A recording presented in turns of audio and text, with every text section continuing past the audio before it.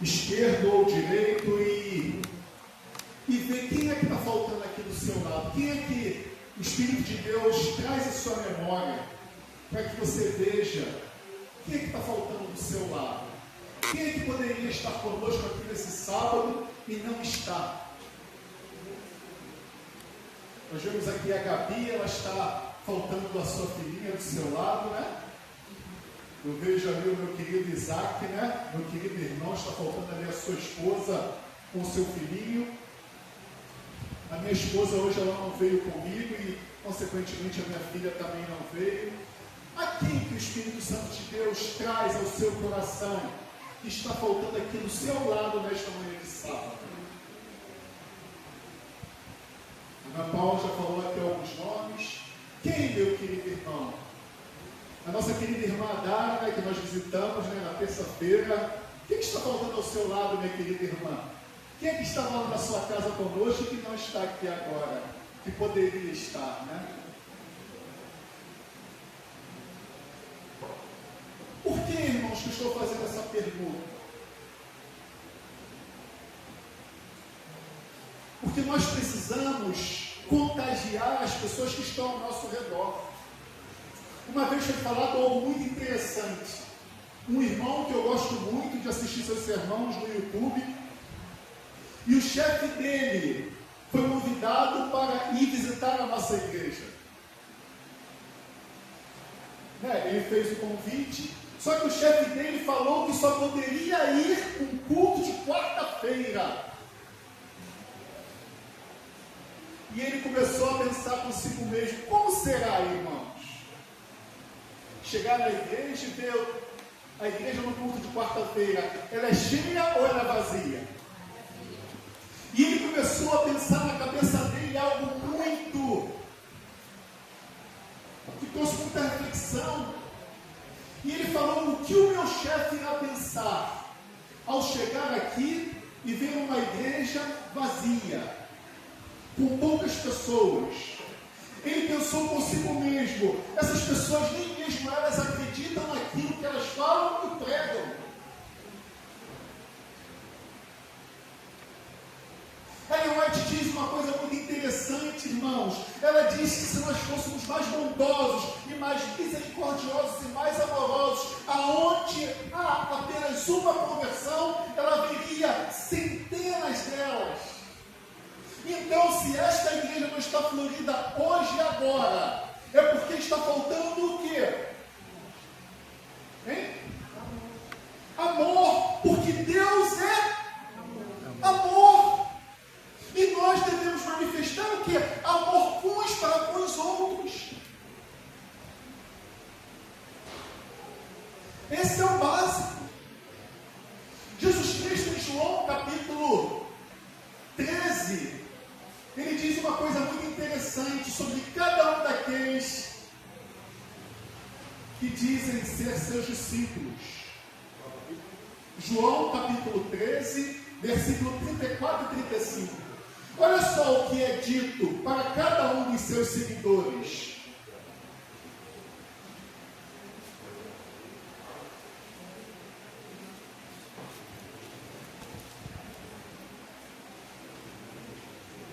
E eu lhe dou o que? Um novo mandamento: que vocês ameis uns aos outros, assim como eu vos amei. Por que um novo mandamento? Porque o mandamento ele dizia o que? Amarás ao teu próximo como a ti.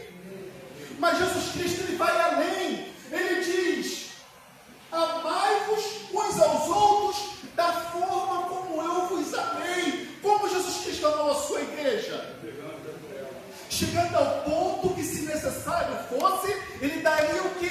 A vida pela sua igreja. Irmãos, nós temos um grupo de oração de segunda a sexta-feira, por telefone. E os irmãos que participam, eles são testemunhas de que uma das coisas que eu estou mais pedindo é amor. Porque, sabe o que Deus colocou no meu coração? Que está escrito: o amor tudo sofre, o amor tudo crê, o amor tudo espera, o amor tudo suporta. Quando nós amamos, tudo se torna muito mais o quê? Fácil. Aquilo que é difícil difícil, aquilo que é penoso, se torna muito mais o quê? Leve. Agora uma pergunta que eu faço: é fácil, irmão, amarmos uns aos outros? É difícil, Gabi? Muito, né? E uma pergunta que eu faço, irmãos: a quem nós machucamos mais? Aquelas pessoas que estão mais distantes de nós ou as pessoas que estão mais próximas? As pessoas que nós temos cuidado, contar para onde? No dia a dia. No final foi da vigília, Alex, que teve um momento do perdão. Eu cheguei para esse camarada aqui e pedi perdão a ele, já que a minha esposa não estava aqui, eu pedi perdão a ele. Por quê? Ele, me perdoe, Adriana, ele é a pessoa que eu estava tendo mais contato ao longo da semana. Então era muito mais fácil eu machucar ele do que alguém que não estou tendo contato. Então naquele momento do perdão, eu fui até ele, pedi perdão a ele, dei um beijo no rosto dele, né?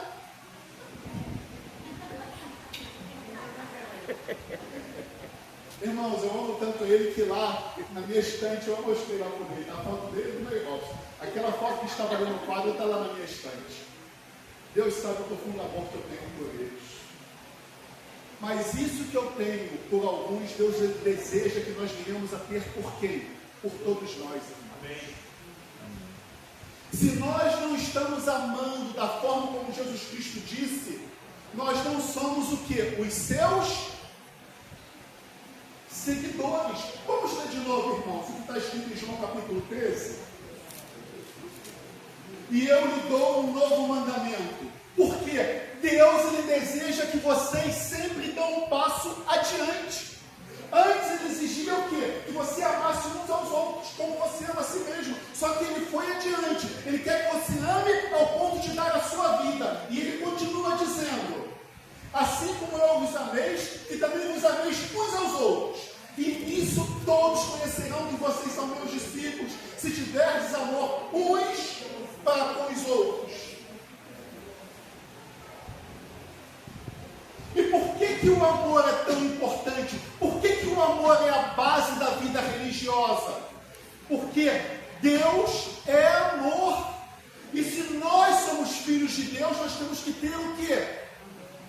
E se está faltando amor em nosso meio, é sinal de que tem alguma coisa o quê? Ou muita coisa errada em nosso meio. Irmãos, vamos agora abrir o que está escrito em Hebreus. Capítulo 10.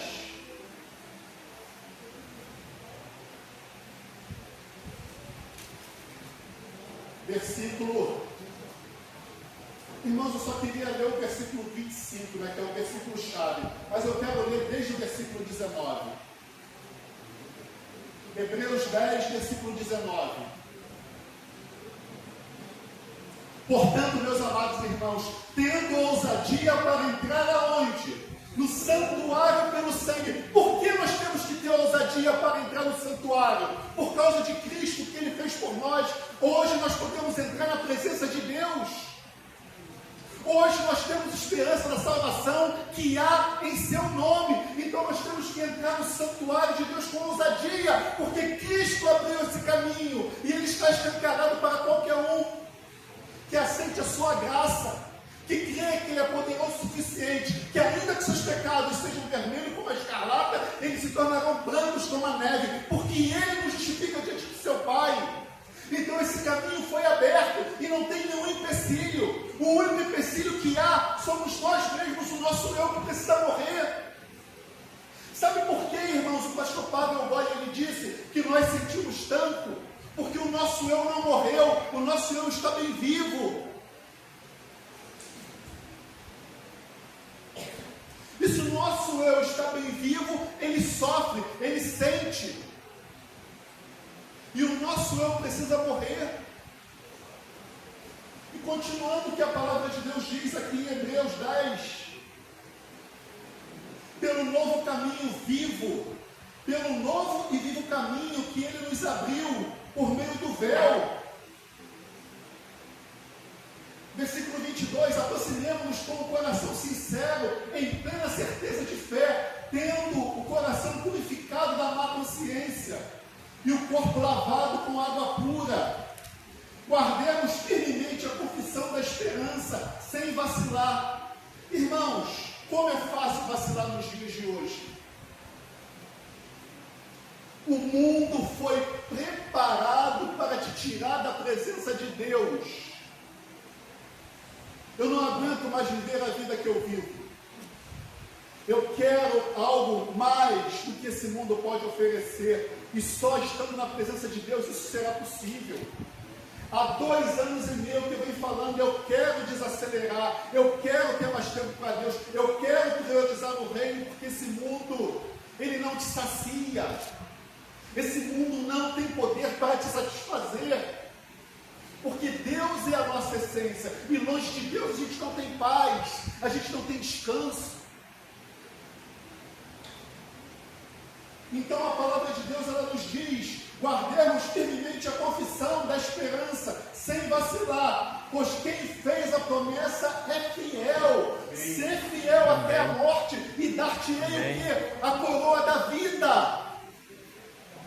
Negue-se a si mesmo, tome a sua cruz e segue-me, e terás um tesouro no céu. Nas minhas palavras. Agora, irmãos, cuidemos também de nos animar uns aos outros no amor e na prática das boas obras. Como você anima o seu irmão e a sua irmã no amor? Como, irmãos? Como eu posso animar o meu irmão e a minha irmã no amor? Cada um deve se fazer essa pergunta. Como eu falei aqui, o amor, ele é capaz de suportar muita coisa. Olha o que Jesus suportou por amor a cada um de nós, o preço que ele pagou e continua pagando. Porque já era para ele ter voltado para colocar um ponto final desse reino de trevas, e ele ainda continua sendo misericordioso, porque ainda tem pessoas que precisam aceitá-lo como Senhor e Salvador. Agora, irmãos, o versículo chave é esse: não deixemos de congregar, como é costume de alguns.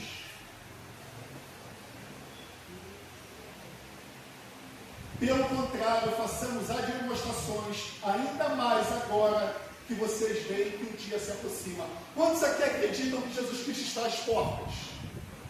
Amém. Eu creio.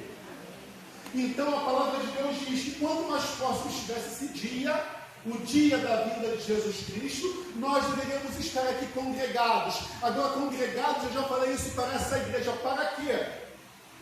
Para o seu ego ser acariciado, ou para Deus te confrontar e perguntando: como está a sua vida?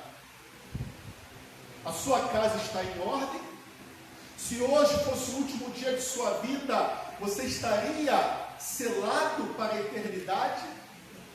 A palavra de Deus, ela te confronta. Como eu falei aqui, Deus, ele te incentiva a ser uma pessoa melhor a cada dia. Então a palavra de Deus, ela diz assim, ó: não deixemos de congregar. Muitos estão deixando de congregar por motivos variados.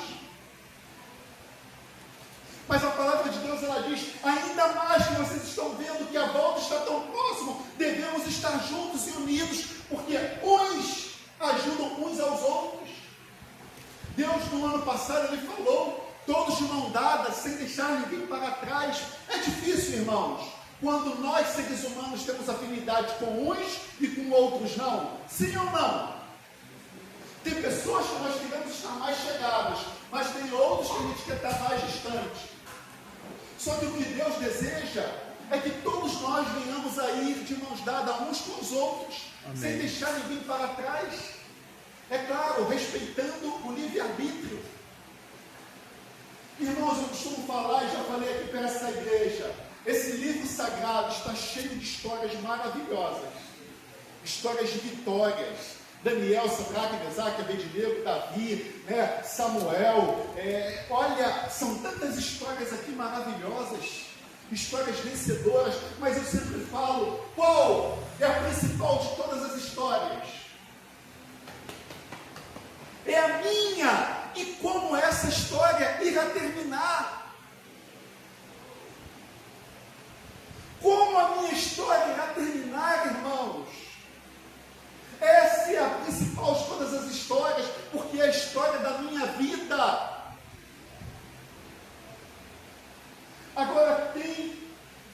grande problema, sabe qual é?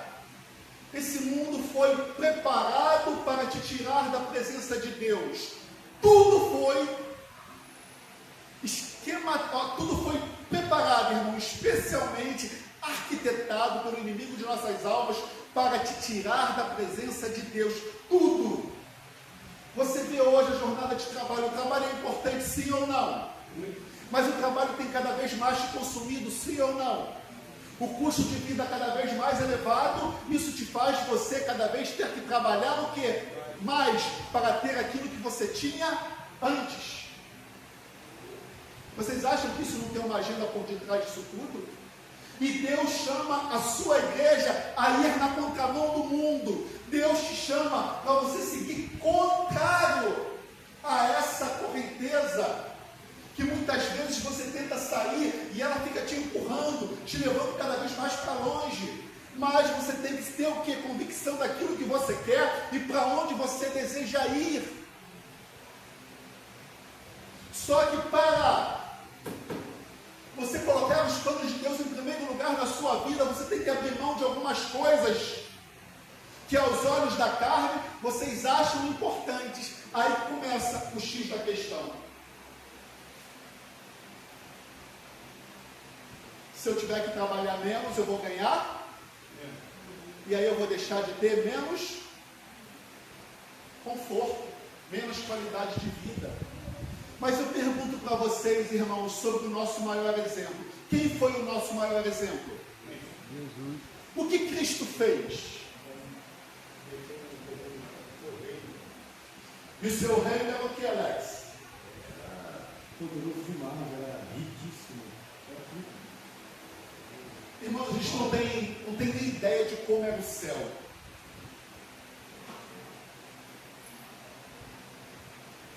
E ele deixou tudo aquilo ali por amor a nós. Toda a sua glória ele velou por amor a cada um de nós. Eu ouvi um sermão semana passada, algo que disse para mim algo muito interessante. Eu comecei a refletir sobre aquilo ali. Sabe qual foi a maior tentação de Jesus Cristo? Segundo esse vídeo que eu assisti, era não mostrar a sua divindade, era não ser Deus, aquilo que ele era velar aquilo ali. Você imagina uma simples palavra do Criador dos céus e da terra ali no Monte Sinai, não, ali no Gólgota, né? O que seria, irmãos? Então, quando aquele pregador falou aquilo ali, eu falei, Senhor, a maior tentação de Jesus Cristo aos olhos dele era que era não usar sua divindade, o seu poder criador. Quantas hostes angelicais Deus poderia ter chamado ali para o livrar de tudo aquilo ali, mas ele permaneceu ali firme, ele pagou o preço e ele nos convida, como seus seguidores, a trilharmos os mesmos caminhos. Jesus está às portas, ele está voltando. O que eu tenho que priorizar? Há 2 anos e meio que eu estou falando que eu quero desacelerar. O ano retrasado, o ano passado e esse ano, já estava em abril, eu falei, opa, para, senão eu não consigo, porque eu tenho que priorizar o reino. E se eu for nessa correria, nessa agitação, o Alex falou uma coisa, falou que eu estava próximo de ter o quê? Infarto de tanta correria, de tanta agitação. Eu falei, não, Senhor. Muitos aqui já deveriam estar tendo uma vida tranquila, mas às vezes por causa dos filhos a vida está agitada mais do que nunca. Por quê? Às vezes nós, por amarmos os nossos filhos, nós estamos o quê? Nos sacrificando por causa deles. Nós estamos deixando eles colherem as consequências dos seus atos. E é tudo que o inimigo faz, porque tudo foi arquitetado, porque tudo tem um princípio. Tirar o tempo de qualidade que você deveria com Deus. Tirar o quê? O tempo de qualidade que você deveria ter com Deus. Irmãos, eu vou colocar aqui um vídeo que ele vai resumir muito bem esse tempo de qualidade. É um vídeo do pastor André Flores sobre os roubadores de tempo. Vocês vão entender um pouquinho do que Satanás ele tem arquitetado para roubar aquilo que você tem de mais importante, que é o tempo de qualidade que você tem com Deus. Pode colocar, Samir, por favor.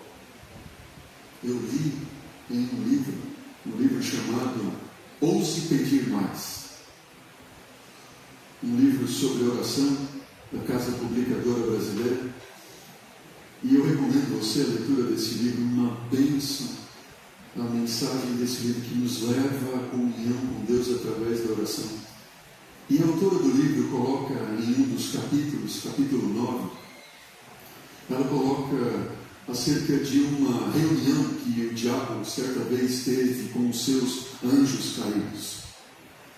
Essa ilustração é de um autor desconhecido, mas ela faz muito sentido. Diz que um dia Satanás convocou uma reunião mundial com os anjos caídos, demônios caídos, para discutir com os anjos maus como impedir os cristãos de terem uma caminhada profunda e poderosa com Jesus.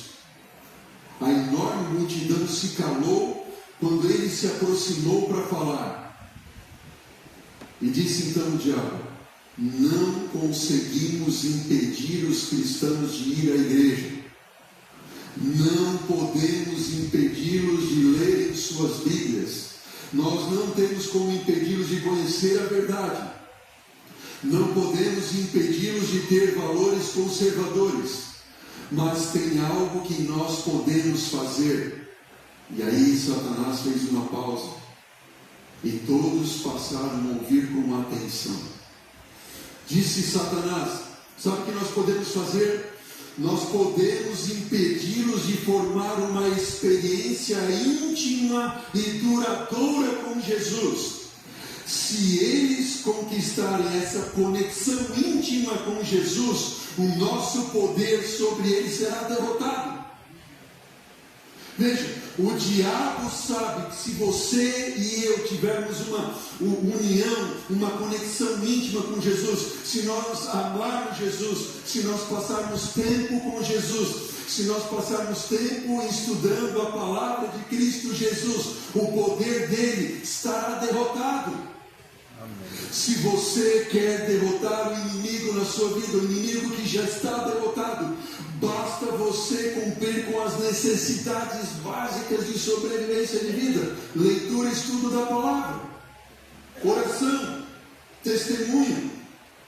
E o diabo disse: deixem eles ir à igreja, deixem eles terem os seus estilos de vida conservador, mas façam uma coisa, disse o diabo: roubem deles o tempo, para que não possam ter uma experiência profunda com Jesus. É isso que eu quero que vocês façam. Distraiam os cristãos de se aproximar do seu Salvador e manter uma conexão vital com Ele durante o dia. Como faremos isso? Perguntaram os anjos do inferno. Simples, respondeu Satanás. Simples. É só mantê-los ocupados com as coisas que não são essenciais da vida, e inventem inúmeros esquemas para ocupar o tempo e a atenção deles. Faz sentido isso? Não deixem eles investirem tempo com aquilo que é essencial para a sobrevivência espiritual deles, disse o diabo. Façam com que eles gastem mais e mais, e depois peçam cada vez mais dinheiro emprestado. Mantenham eles longe dos seus filhos. Convençam as suas esposas a trabalhar e os maridos a trabalhar 6 e 7 dias por semana, 10 e 12 horas por dia, para que possam bancar os seus caros estilos de vida. Digam a eles que eles estão fazendo isso pelos filhos. Aí sim vai dar tudo certo, disse o diabo. À medida que suas famílias se desintegram, logo seus lares não oferecerão a fuga das pressões do trabalho, e eles apenas trabalharão mais e mais. Então Satanás parou um pouco e disse o seguinte: ei, mas agora preste atenção naquilo que é o mais importante, disse o demônio aos seus anjos caídos. Estimulem em excesso a mente deles, para que não possam ouvir a voz mansa e suave de Jesus. Tentem fazê-los tocar o rádio ou música sempre que estiverem dirigindo ou relaxando. Tentem fazer eles ficarem mantidos diante de uma tela, Alexa, YouTube, AirPods, rádios e qualquer outro tipo de ruído ou distração constante em seus lares. Esse barulho e atividade ininterruptos vão confundir suas mentes e quebrar a união deles com o seu pastor Jesus. Martelem suas mentes com notícias 24 horas por dia. Será que eu falo para alguém nessa manhã que é um adicto a noticiário? Todo momento. Notícia, mais notícia, mais notícia, mais notícia. Invadam seus momentos no trânsito com outdoors, inundem suas caixas de correio com correspondência indesejada, catálogos, todo tipo de oferta, produtos gratuitos, serviços e falsas esperanças. Mantenham-nos distraídos com ruídos constantes. WhatsApp. Como é que aponta o seu WhatsApp aí? WhatsApp. Vídeos, Reels, posts nas redes sociais, mensagens de texto, chamadas telefônicas, desde o momento em que eles acordam até quando caírem exaustos na cama à noite. Eles não podem ter uma conexão íntima com Jesus. Vocês conseguiram entender, irmãos, que tudo foi arquitetado para te tirar da presença de Deus? E como consequência disso, irmãos, a igreja, ela perdeu o quê? O poder. Vamos ver o que a igreja é. Vamos abrir a palavra de Deus no primeiro Romanos capítulo 1, versículo 16 e 17. O apóstolo Paulo aqui dá uma das declarações mais lindas, porque ele diz assim: pois não me envergonho do Evangelho. O que é o Evangelho? É a maior história de amor do universo. É um Deus que se esvaziou e se fez carne para sofrer, para ser testado e provado, tanto pelos homens quanto pelas potestades e principais forças espirituais do mal. Porque ele não se envergonha do Evangelho. Porque o Evangelho é o que, irmãos? É o poder de Deus para a salvação. Mas cadê esse poder? Por que não pregamos mais com poder e autoridade ao ponto das pessoas entregarem a vida nas mãos de Cristo? O que está faltando? As distrações.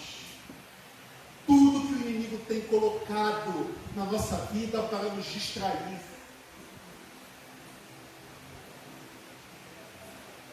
São poucas ou muitas coisas, irmãos? Muitas. Eu vejo aqui o semblante de alguns irmãos cansados, esgotados por causa da semana.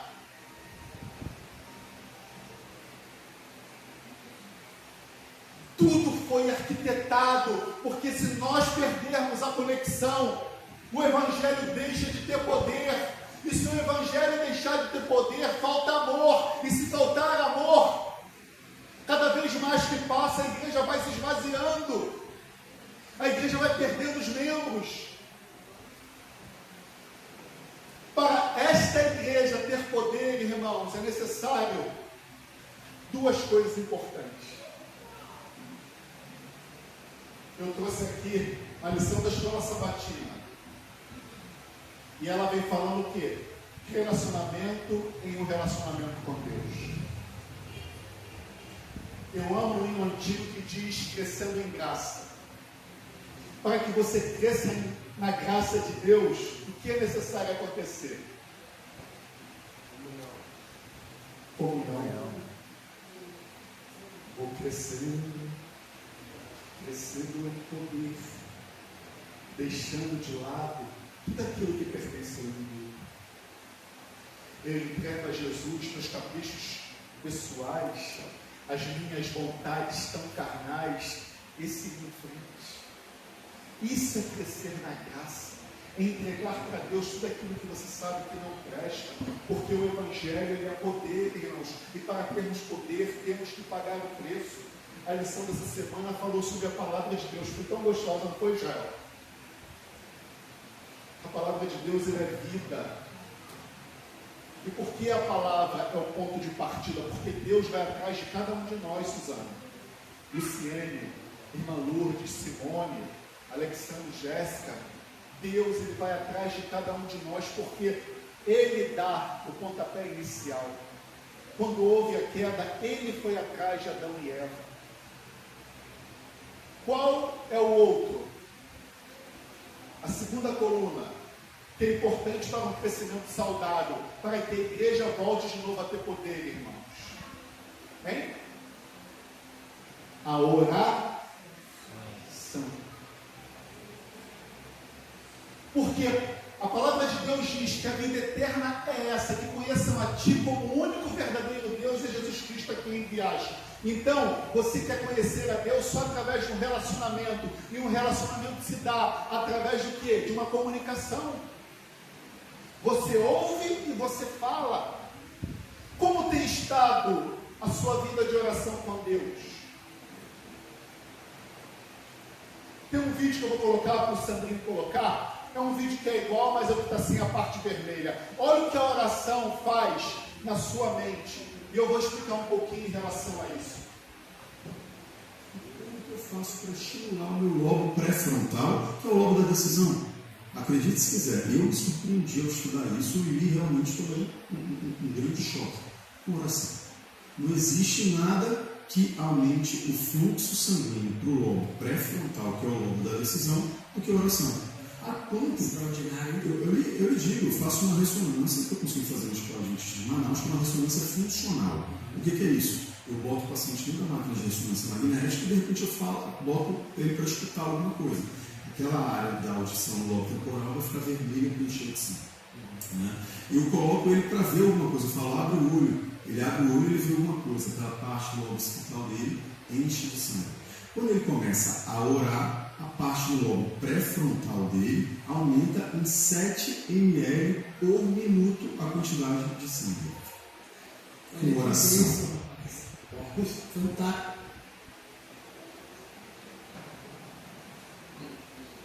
É um pouquinho maior, mas eu devo ter baixado o vídeo errado. Quando nós oramos com Deus, irmãos, o nosso glóbulo frontal, ele é irrigado por minuto 7 ml a mais de sangue. Então a nossa parte frontal é o que? Ela se expande. E por que isso é tão importante? Porque é daqui que vem o que? As decisões. Quando nós tomamos decisões racionais, é sinal que nós estamos passando mais tempo aonde? Na presença de Deus. Porque se essa parte aqui que é responsável pela tomada de decisão, ela é mais irrigada e ela é expandida, o que acontece quando você for tomar uma decisão? Agora, se essa parte do cérebro, ela não é irrigada da forma como ela tem que ser, e ela é, como é que se diz numa palavra conhecida, ela é atrofiada, quando você for tomar uma decisão, que decisão você vai tomar? Uma decisão com base na razão ou uma decisão com base na emoção? Me diz, irmãos.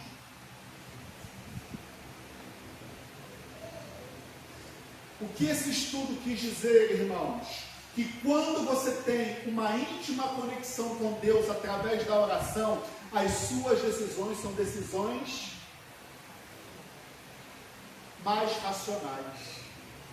A emoção não é, como é que eu poderia dizer? Ela não te influencia ao ponto de você agir de uma forma que Deus não deseja. Em tocando miúdos, irmãos, é impossível você estar na presença de Deus tanto tempo ao ponto de tomar decisões que vai o quê? Contra o que Ele deseja. Irmãos, também o tripé da vida espiritual, eu já preguei em outras igrejas, né? São 3 colunas: falar, ouvir e testemunhar. Testemunhar o quê? O que Deus é capaz de fazer na sua vida, quem você era e quem você é. Nós temos um grupo de oração, e sabe o que está me dando muitas alegrias, irmãos, é algumas pessoas a dizer que antes ela agia de uma forma e hoje ela está agindo de uma outra forma. Sabe por quê?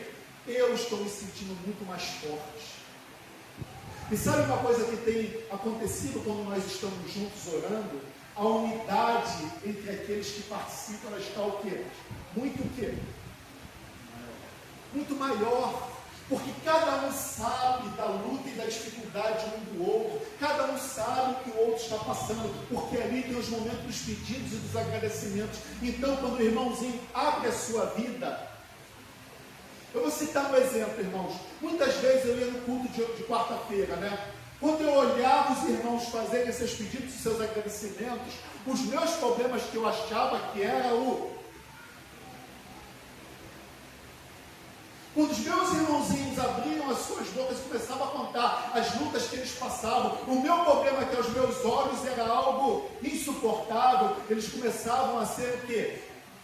E muitas vezes eu ficava calado na hora de fazer os meus pedidos. Então, irmãos, o que eu estou querendo te dizer? Quando nós estamos juntos, unidos e orando a unidade, a gente passa a entender o irmãozinho. Poxa, o irmãozinho, né, quem está orando, ele sabe que está com a cabeça fervendo. Então, se ele passou por mim e ele não falou comigo, eu entendo. Poxa, ele está com a cabeça cheia. Então, ele não falou comigo porque ele não tem alguma coisa comigo. Ele não falou comigo porque ele está com a cabeça minha. Então nós passamos a entender melhor uns aos outros. E isso cria um vínculo muito forte.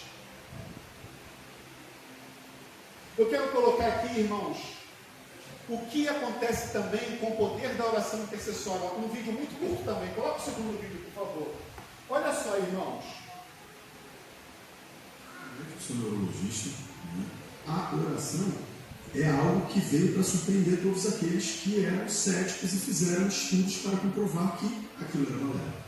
Ela ajuda porque tem gente falando de secret, né? O segredo, o atrai, a positividade. Será que ela ajuda por quê? Então, essa era a grande questão que a gente ia atrás. O que a gente não esperava é que a oração de um terceiro influenciaria naquele paciente. E agora? Cadê o placebo? O cara nem sabe que estão orando por ele. A gente tem um grupo de pacientes em coma, com fentanil e midazolam em bomba para eu manter o coma, inclusive ele não tem noção de que ele está vivo. Que dirá que alguém está orando por ele? Como que você explica, num trabalho bem empírico fala isso? Com mais de 1000 pacientes, você ter melhora muito maior, eu digo muito maior, no grupo em que oravam por eles. Como é que você me explica isso?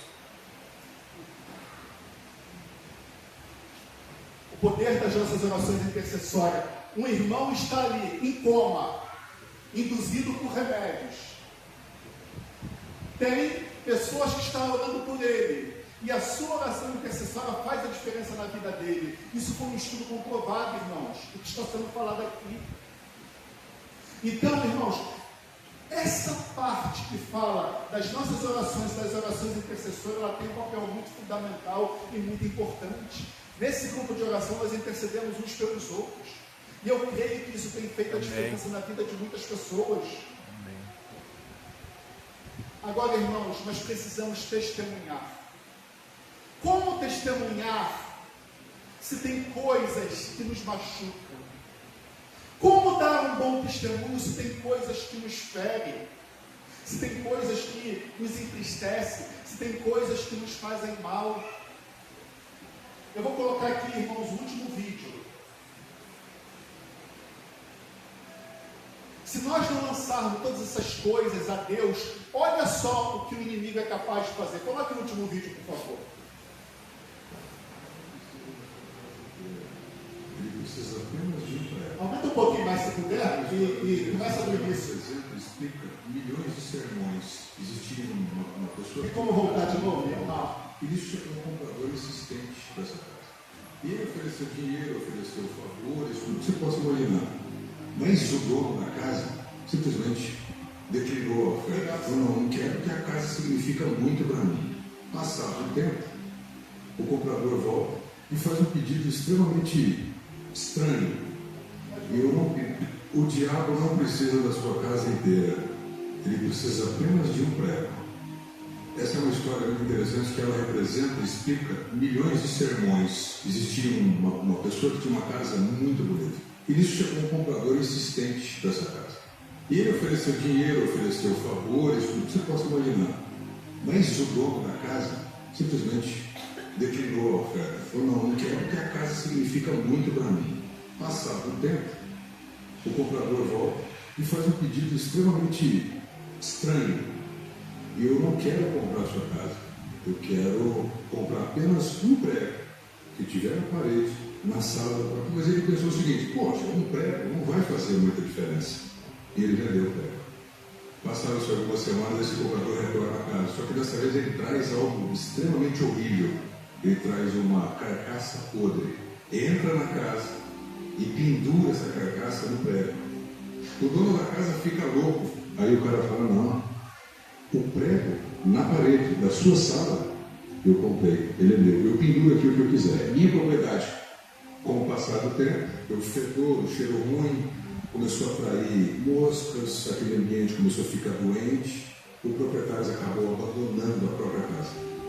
E é assim que o inimigo, ele opera, ele trabalha. Ele não precisa da sua vida inteira para te destruir. Aquele espaço da tua vida, aquele pedaço da tua vida que você está disposto a entregar, uma porta aberta, um ressentimento que você se recusa a esquecer, aquele pecado que você fala, não, é só mais uma vez. Quando você achar que aquilo que é inofensivo para você não vai acontecer nada e vai acabar contaminando tudo. Então, se você tiver alguma coisa ruim na tua vida que não está certo, deixa pendurada no prédio, não, entrega para Deus. Por quê? Para o diabo, para o demônio, para o inimigo, apenas um prego é suficiente. Mas Deus vai restaurar a sua casa inteira. Por que eu estou falando isso, irmãos? Nós vemos aqui que o Evangelho é o poder de Deus. E como Deus fala conosco? Através do quê? Da sua palavra. E nós falamos com Ele através da oração. E aí sim, irmãos, essa mistura poderosa de ouvir e falar com Deus te dá poder para ser uma nova criatura. Mas tem coisas que impedem de você receber poder. Porque, irmãos, a parte mais importante da nossa trajetória cristã é o testemunho. É testemunhar do antes e do depois. É testemunhar quem você era. Você era uma pessoa briguenta, você era uma pessoa amargurada, você era uma pessoa triste. E quem você é hoje na presença de Deus? Amém. Para que isso aconteça, você precisa crescer na graça. Só que tem pregos que o inimigo coloca para que você não cresça. Tem pregos que ele coloca na tua vida para que você viva estagnado. Tem pregos que está ali, que é difícil às vezes de nós abrirmos mão. E aí nós estamos em um dilema. A igreja de Deus, ela vai perdendo poder com o passar do tempo. Porque nós temos dificuldades em tirar esses pregos das nossas vidas. Porque para nós tirarmos certos pregos, o nosso eu tem que morrer. Amém. Quando eu entrei, irmãos, no Clube dos Desbravadores, e tinha lá uma parte que dizia assim, ser cortês. Quando você é cortês com uma pessoa, é algo bom ou é ruim? Só que eu tinha uma filosofia de vida. Eu tinha a minha justiça própria. Para me ser cortês, a pessoa tem que o quê? Pagar o preço. A pessoa tem que fazer a sua parte para que eu corresponda dessa forma. E aí eu tinha muitos conflitos. E quem é que ganhava e quem é que perdia? Até mesmo no casamento. Para me ser cortês com a minha esposa, ela tem que fazer alguns pré-requisitos.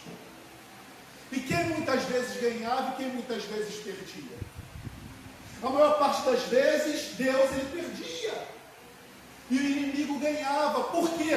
Por causa desses pregos que a gente coloca, que a gente tem dificuldade de abrir mão. E aí o inimigo vem e faz a festa. Muitas vezes a gente começa a machucar as pessoas que estão mais próximas, as pessoas que nos amam, pessoas que estão na mesma caminhada conosco. Eu que sou meio agitado, o Alex que é mais manso e tranquilo, e eu falo, vambora, Alex, e eu acelerado.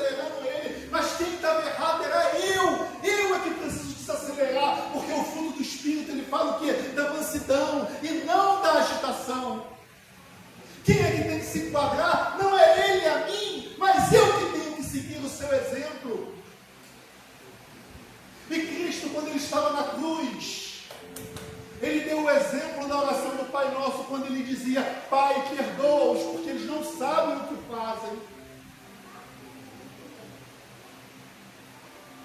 E ele pede para que nós venhamos a seguir as suas pisaduras. Porque se nós não seguirmos a sua pisadura, a sua igreja não terá poder. E se a sua igreja não terá poder, irmãos, esses bancos continuarão vazios. Pessoas que vocês queriam que estivessem aqui hoje não estão. E eu sinto falta de muitas pessoas. Se o evangelho pregado por Israel tiver poder, a esposa dele estaria aqui com ele. A minha esposa estaria aqui.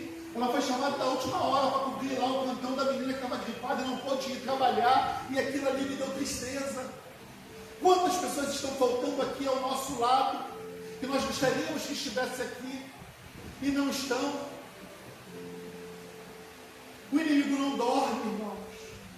A irmã Dalva que partiu recentemente.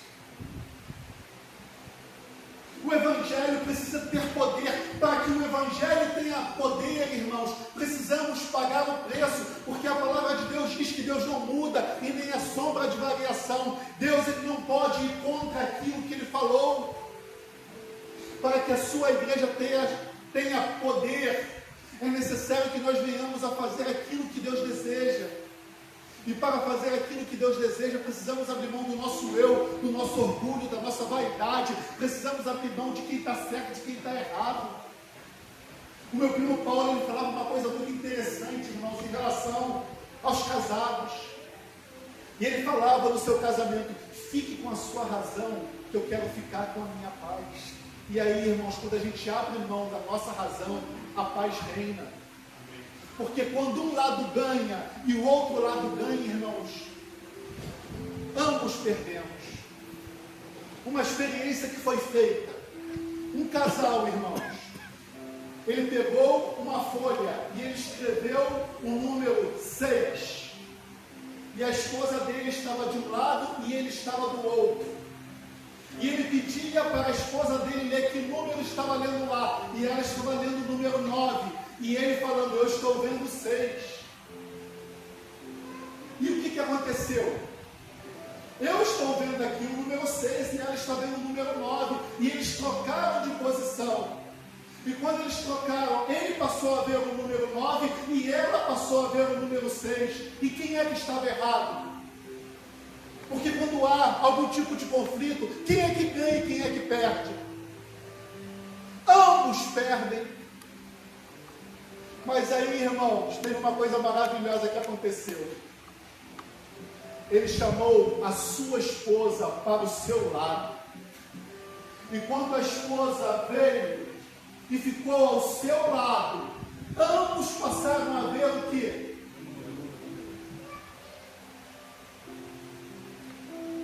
Quando há conflitos, irmãos, há lados vencedores e lados perdedores. Quem é que ganha? Deus ou Satanás? Quem é que perde?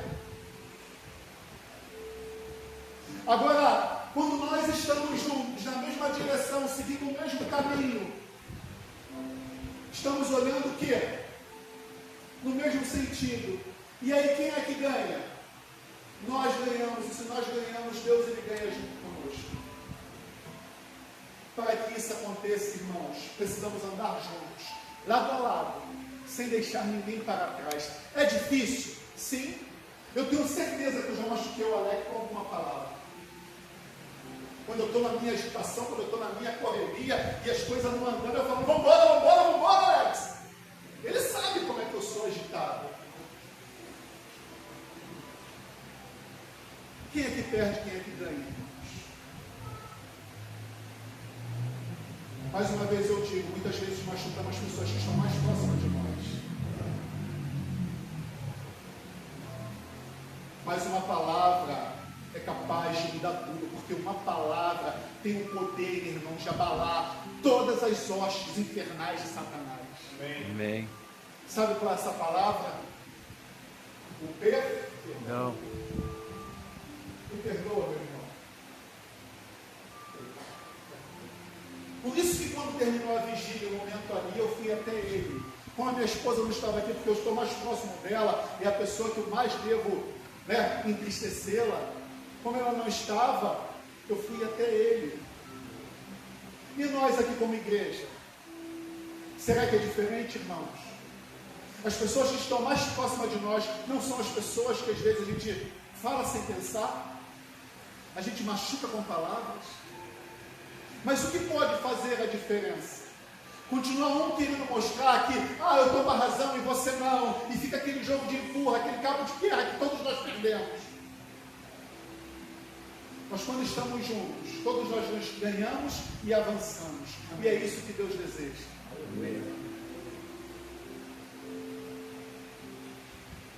O reino de Deus, irmãos, ele vai na contramão do segundo. Para avançar nele é necessário que você se humilhe.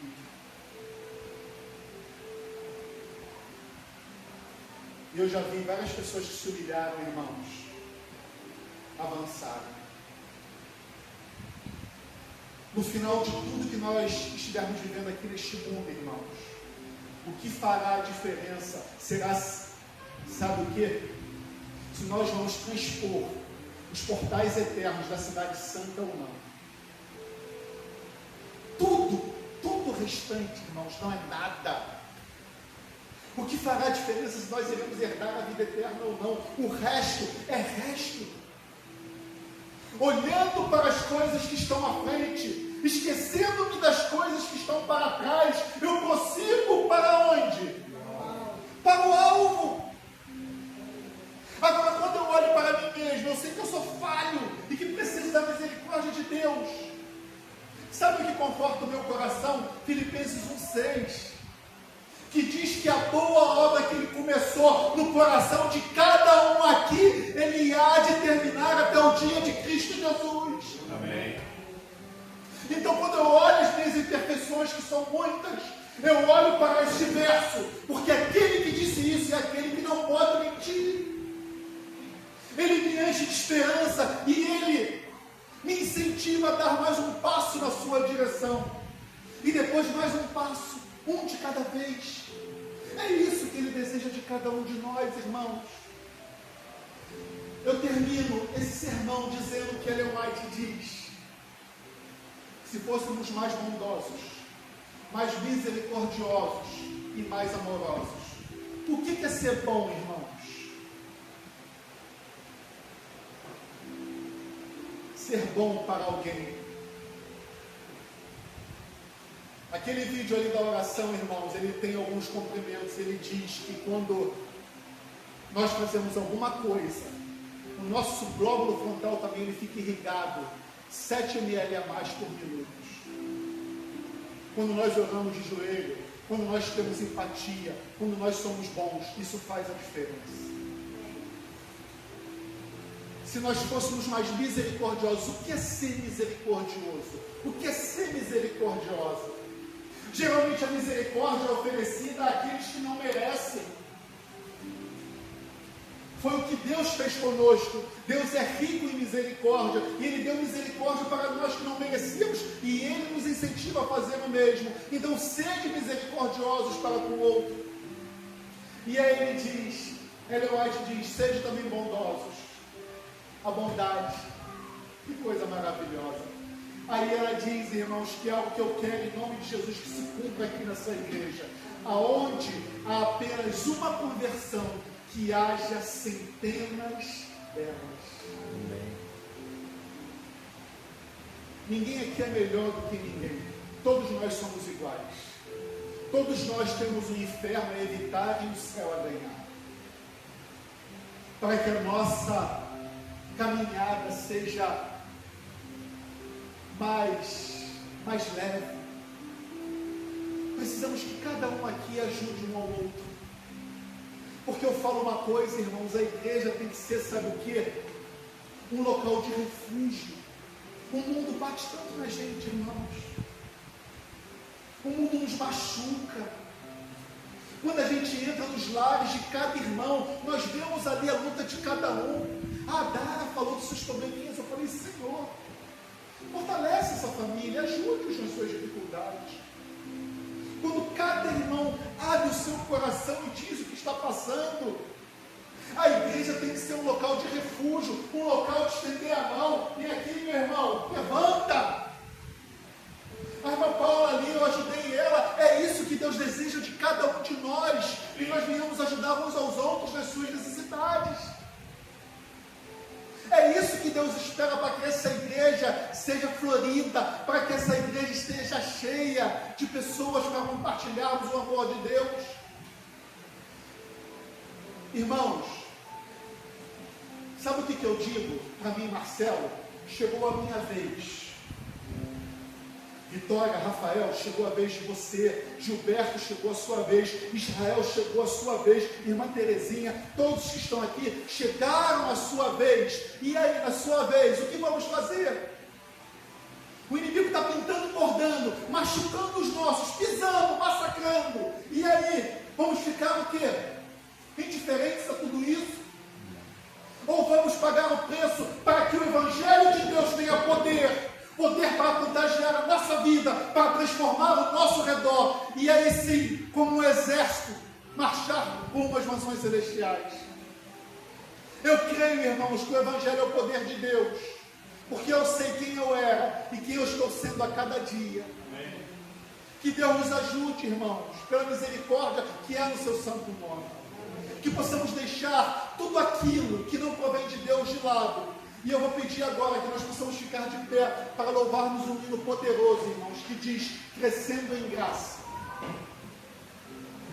E esse hino não é só um hino, ele é também uma oração a Deus, entregando a Ele tudo aquilo que não presta, para que possamos verdadeiramente ser livres e libertos em nome de Jesus. Crescendo em graça.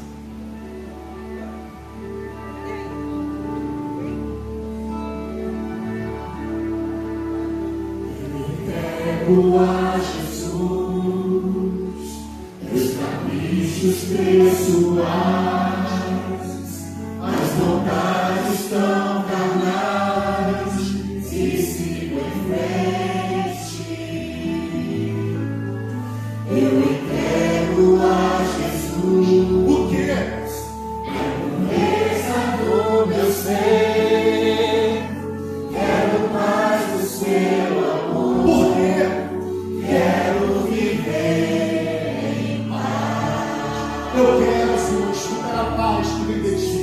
Vou crescendo em graça, crescendo em poder.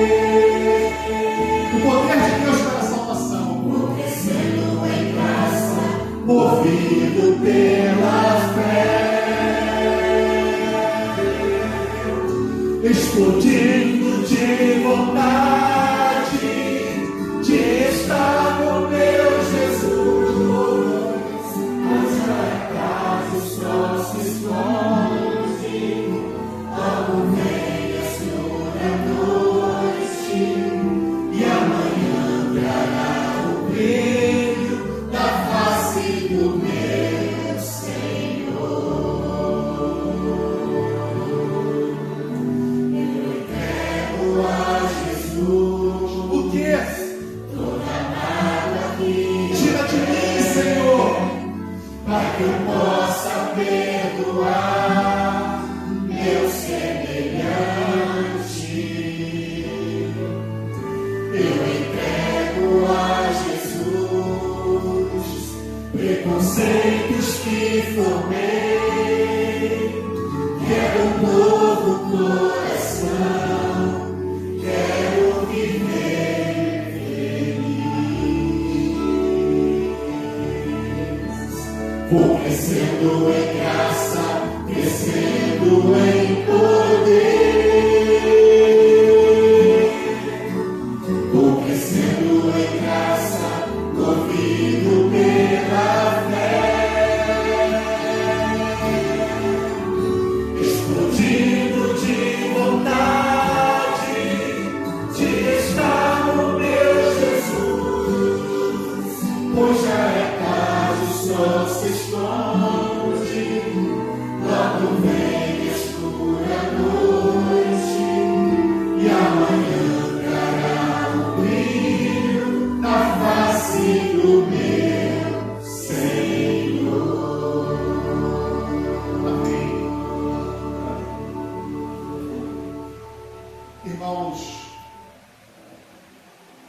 Ao olhar a igreja do Senhor com poucas pessoas, isso me dá uma tristeza tão grande.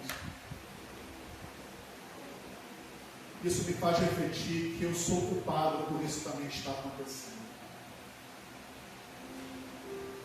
Oração, orar e ação. Já oramos bastante, também agora é da gente começar a avançar, falar dessa história de amor. Eu chamaria aqui o Alex, primeiro ancião dessa igreja. Nós teremos 2 orações agora, irmãos. Iremos impor as mãos sobre a igreja, para nós abençoarmos a igreja, para nós pedirmos que a igreja avance, para pedirmos mais amor, mais perdão, para que nós possamos avançar, porque o Evangelho é o poder de Deus. E sem o poder, irmãos, é inútil sair das portas para fora. Vamos ter 2 orações. Você faz a primeira, eu faço a segunda. Vamos impor as mãos sobre a igreja. Senhor nosso Deus e Pai, nós louvamos o seu santo nome, porque o Senhor é sempre bom e misericordioso para nós. Amém. Mesmo sondando os nossos corações e vendo tanta imperfeição que há aqui dentro. Nos ajude, Senhor, em nome de Jesus Cristo, nessa caminhada. Por favor, Senhor. Eu estava falando com o Marcelo aqui do púlpito, Pai, que o Senhor sabe como está cada coração aqui. Às vezes, Pai, nós estamos até fingindo, mas o Senhor sabe, Pai, o que nós estamos sentindo. Senhor, em nome de Jesus Cristo,